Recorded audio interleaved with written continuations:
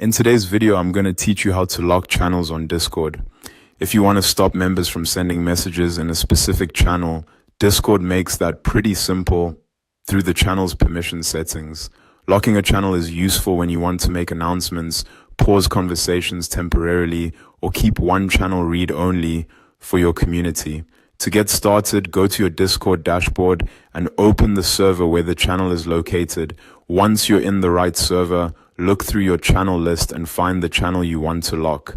This can be a text channel you use for updates, rules, or any space where you want to control who can post. Next, click on the gear icon next to that channel. This opens the channel settings where you can manage different options related to that specific channel. If you don't see the gear right away, make sure you're hovering over the channel name. Inside the channel settings, click on permissions. This is the section where Discord lets you decide what people can and cannot do in that channel. Permissions can affect things like viewing the channel, sending messages, attaching files, and more. From there, click on the Advanced Permissions dropdown. This gives you more detailed control over the channel settings, which is exactly what you need if you want to lock the channel properly.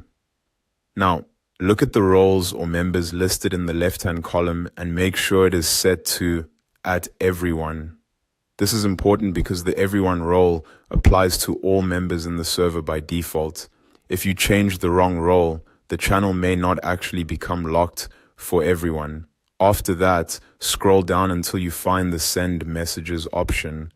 When you see it, click the red X to deny that permission. This tells Discord that members in the everyone role are not allowed to send messages in that channel. Once that setting is denied, the channel becomes locked for general conversation while still remaining visible if the rest of the permissions allow it. After making the change, Discord may automatically save it, but it's always a good idea to double check that the permission has been updated correctly. You can also test the channel from another account or ask a server member to confirm that they can no longer type there.